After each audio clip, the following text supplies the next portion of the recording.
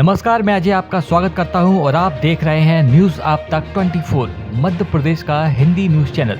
चलिए देखते हैं मध्य प्रदेश की 25 मुख्य खबरों को, लेकिन उससे पहले कमेंट करके हमें बताइए कि आप न्यूज़ किस जिले से देख रहे हैं। साथ ही वीडियो को लाइक, शेयर और चैनल को सब्सक्राइब करना ना भूलें। हमारे फेसबुक पेज को भी फॉलो करना ना भूलें, जिसका लिंक डिस्क्रिप्शन बॉक्स में दिया गया है।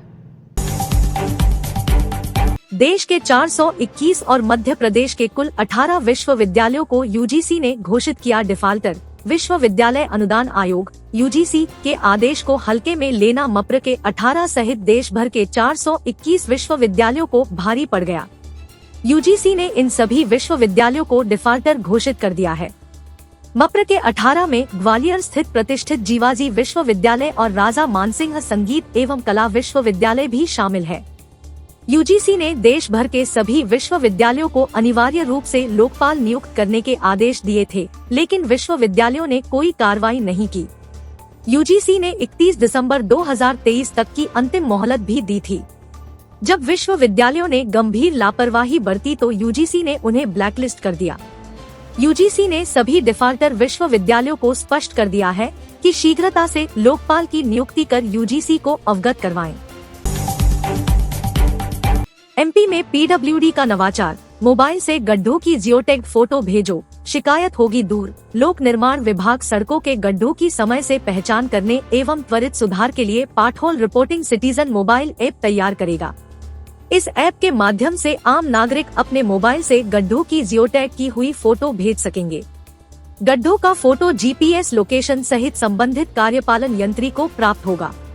संबंधित यंत्री नियत समय सीमा में सड़क पर सुधार करवाकर सुधार कार्य का फोटो पुनः मोबाइल ऐप पर अपलोड करेंगे, जिसकी सूचना संबंधित नागरिक को भी मिलेगी। राज्य स्तर से शिकायतों की निगरानी एवं निराकरण सुनिश्चित किया जाएगा। लोक निर्माण मंत्री राकेश सिंह ने इस नवाचार को तत्काल लागू करने के निर्देश दिए हैं।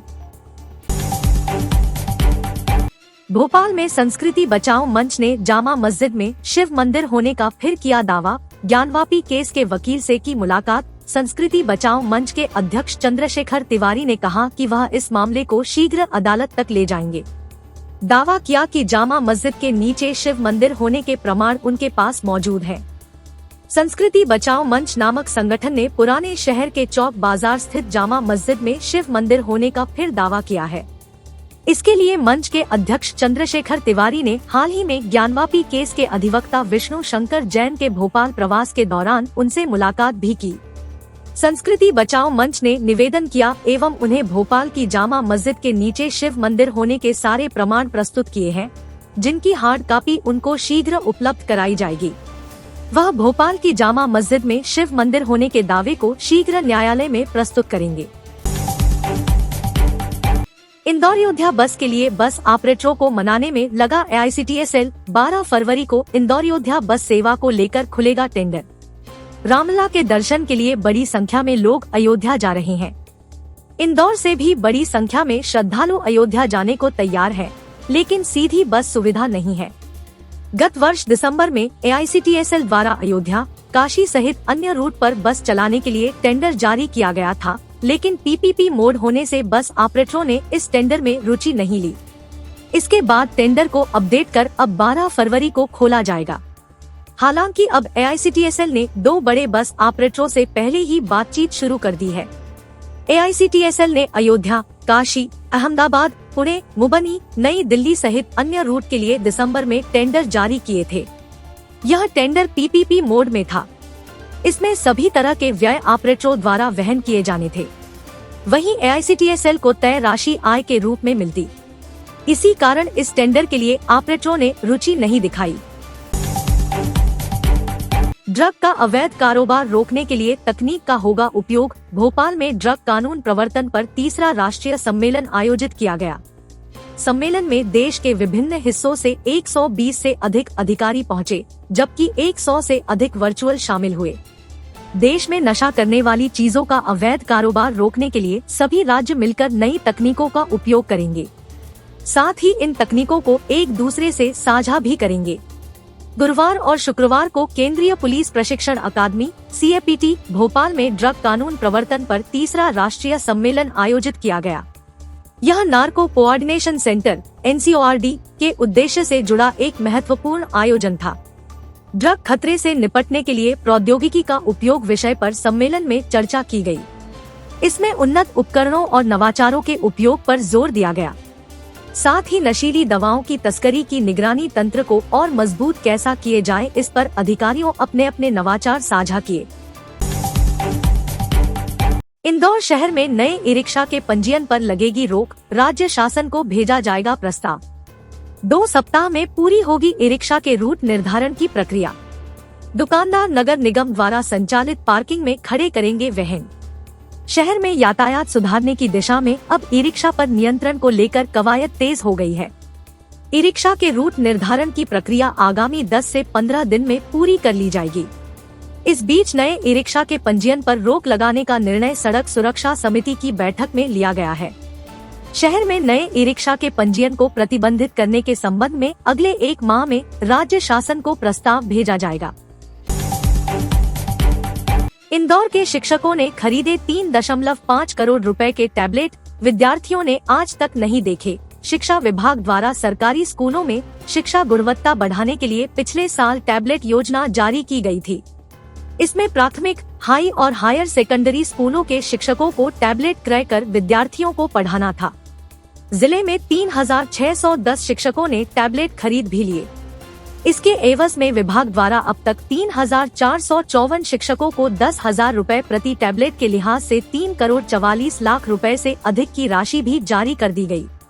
जिस उद्देश्य से टैबलेट योजना शुरू की गई थी वह पूरी ही नहीं हुई।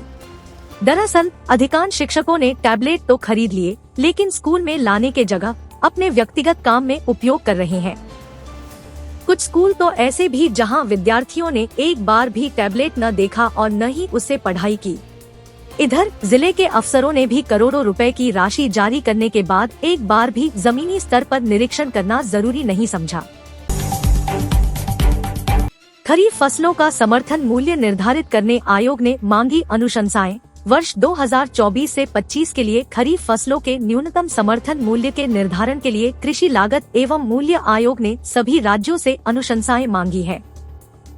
भोपाल स्थित Kushabhau Thackeray international convention centre में शुक्रवार को पश्चिमी राज्यों की बैठक हुई। इनमें महाराष्ट्र, गुजरात, राजस्थान, केंद्र शासित प्रदेश दादर नगर हवेली, दमन एवं दीव के सदस्य शामिल हुए। बैठक में कृषि लागत और मूल्य आयोग के अध्यक्ष विजयपाल शर्मा ने किसान, सरकार, व्यापारी और अन्य प्रतिभागियों से आपसी व्यापक चर्चा कर आयोग को अनुशंसाएं देने के लिए कहा। ये अनुशंसाएं खरीफ फसलों, दलहन तिलहन के आयात निर्यात, उपभोक्ताओं की मांग, उपार्जन, उत्पादन की लागत, अनुसंधान एवं समर्थन मूल्य के आकलन के आधार पर करने की बात कही गई। ग्वालियर में स्ट्रेचर व्हील चेयर पर जंजीर ताले की बंदिश, न्यूरोसर्जरी न्यूरोलॉजी अस्पताल में स्वास्थ्य सेवाएं चरमरा गई है। मरीजों को दुश्वारियों का सामना करना पड़ रहा है। मरीजों को स्ट्रेचर व व्हील चेयर तक नहीं मिल पा रही है। गंभीर मरीजों को स्वजन हाथों का सहारा देकर इमरजेंसी डॉक्टर कक्ष तक ले जा रहे हैं।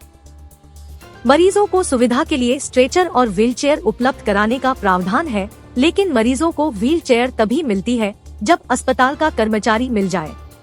ऐसे में पहली बार आए मरीजों को परेशानी होती है। कर्मचारियों की मनमानी का खमियाजा मरीजों को भुगतना पड़ता है।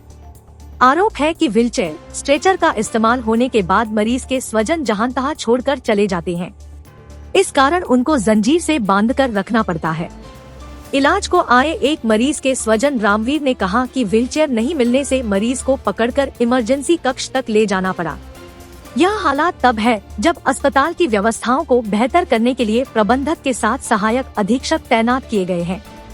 इसके बाद भी मरीजों को न चादर न कंबल, यहां तक कि अस्पताल पहुंचने पर स्ट्रेचर और व्हीलचेयर तक नसीब नहीं हो पा रही है। उज्जैन में जल भराव की समस्या से लोगों में मची अफरा-तफरी। महापौर ने निगम अधिकारियों के साथ की बैठक। महापौर मुकेश कटवाल ने विभिन्न कॉलोनियों में जल निकासी एवं जल भराव की समस्या का निदान करने को अफसरों से कार्य योजना मांगी है। उन्होंने अफसरों से कहा कि ऐसा प्लान बनाएं कि नाली का पानी कभी सड़क पर न आए। वे वार्ड 17 में प्रेम नगर, प्रीति नगर, रतन एवेन्यू कॉलोनी का निरीक्षण करने पहुंचे थे। लोगों ने महापौर को बताया कि कॉलोनाइजर द्वारा दूषित जल की निकासी का बेहतर इंतजाम न करने से वर्षाकाल में कॉलोनी में घुटनों तक पानी भरा जाता है। अभी शीतकाल में भी कई नालियां चौक है, खाली प्लाट में पानी भरा हुआ है। इस समस्या का स्थान निदान कराइए।